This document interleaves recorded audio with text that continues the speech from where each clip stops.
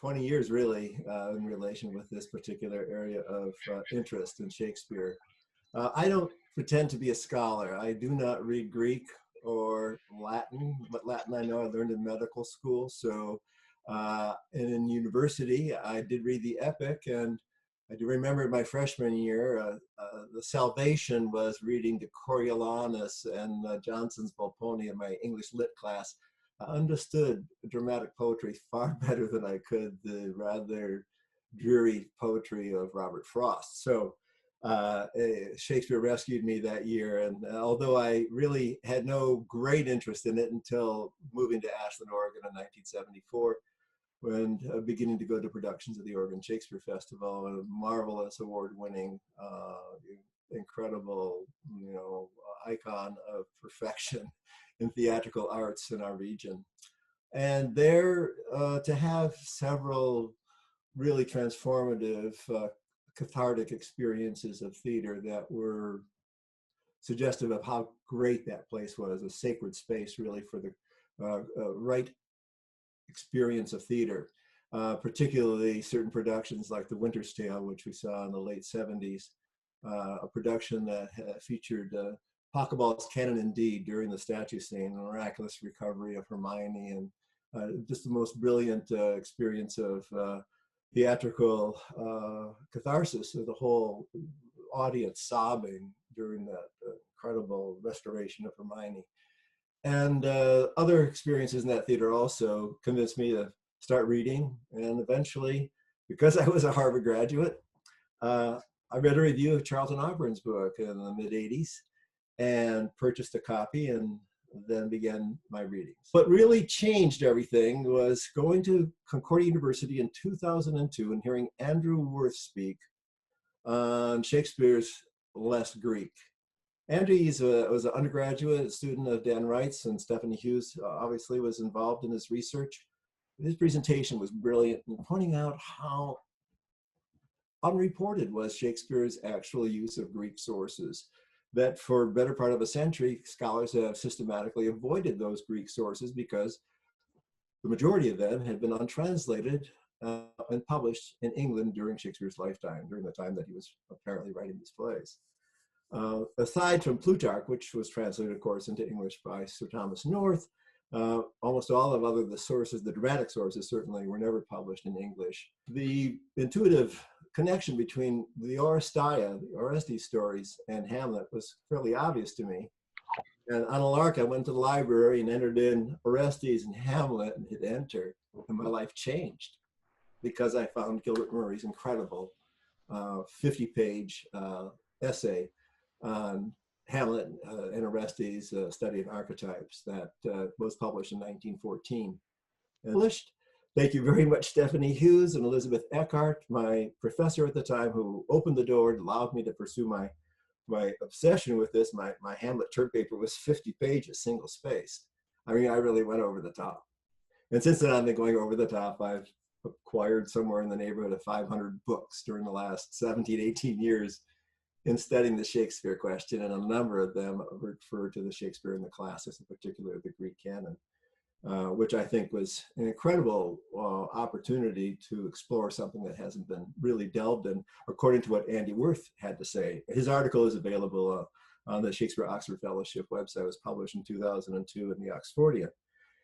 So after publishing that paper, I received messages from my friends. Serendipitous opportunities occurred that allowed me and stimulated me to continue this procession of mythopoetic investigations. And that's really what I am.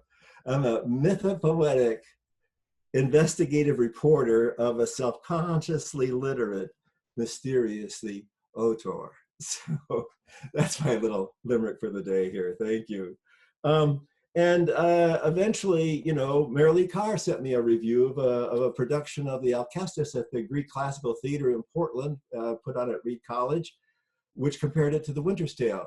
That sent me to the library. I got the Variorum edition, which is always the best source. It's 100 years old, but it includes scholarship that goes back for hundreds of years. You find the Variorums are the best. And I realized that many 19th century scholars recognized that the Alcestis of Euripides was the source of the statue scene of The Winter's Tale. But no one had really commented on it almost 100 years. And it was mysterious. I had looked at this, I read the play, I studied the play, and it was like, oh, there's so much here that connects it to the Winter's Tale. These scholars are absolutely right about that. So I wrote it up for the Oxfordian, and then there were other recognitions that came out of that.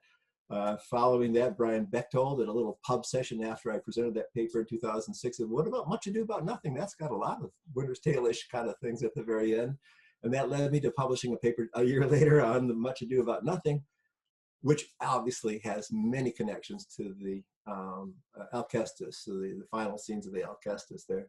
And I published that paper in Brief Chronicles, the first issue of Brief Chronicles. So thank you very much to Roger Strittmatter and Gary Goldstein for their help in getting my word out there. Eventually that article was republished in Gale Publications 2012 Compendium on Much Ado About Nothing. So I was pretty excited about that. I looked into all the allusions to Hercules in that investigation, which was a unique approach.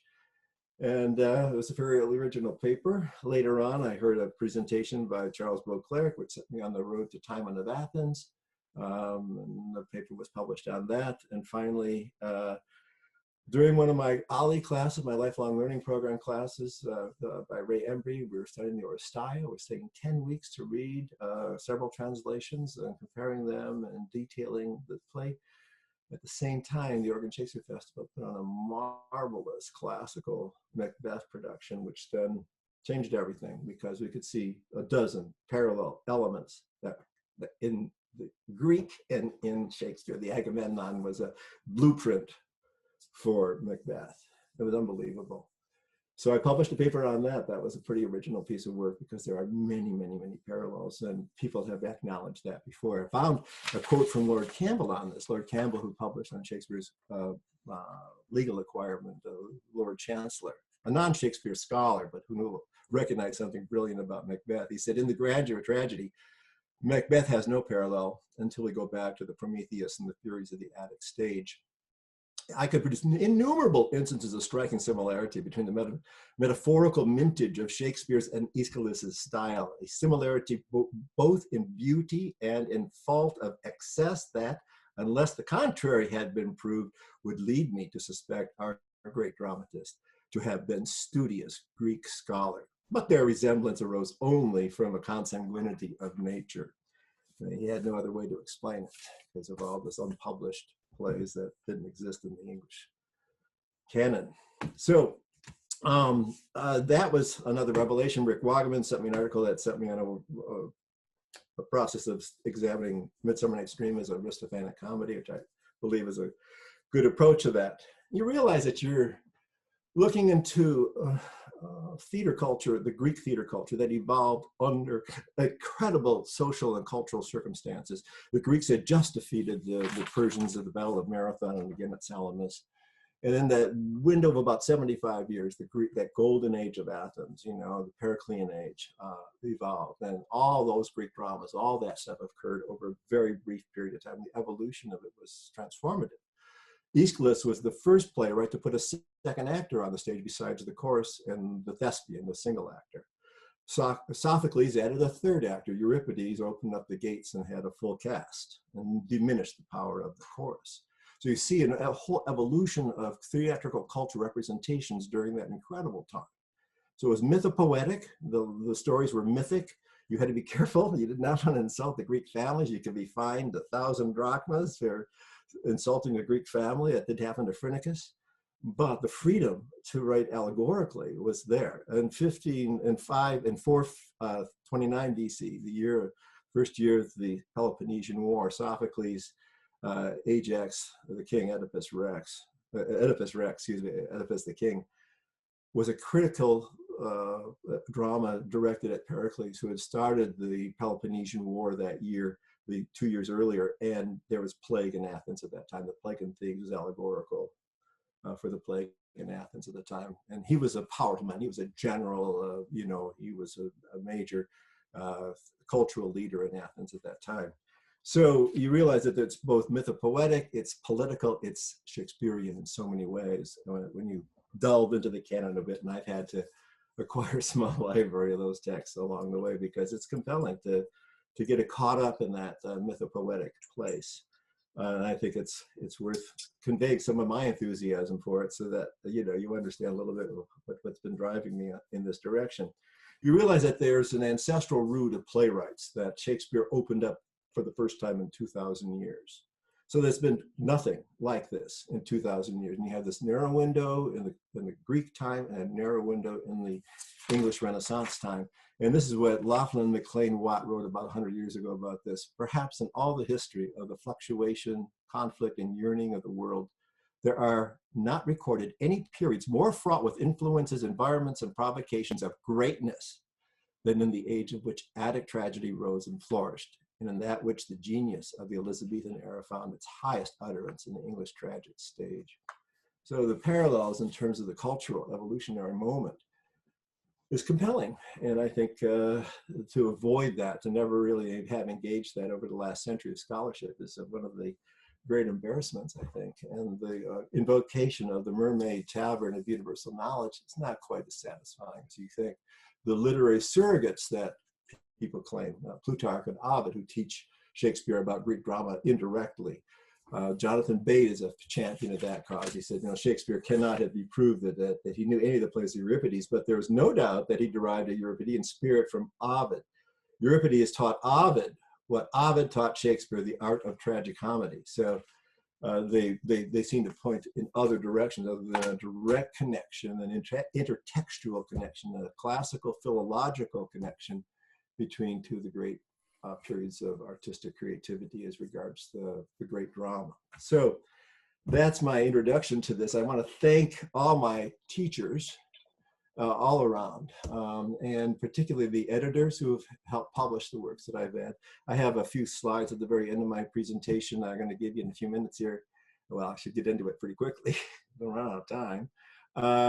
And they will have references, dates in those articles, which you can find on the Shakespeare Oxford Fellowship website. You just go to publications, then you click on the Oxfordian or English Chronicles. Almost all the articles are available. They all are actually free. So that would be what I would suggest you do if you are interested in a particular play.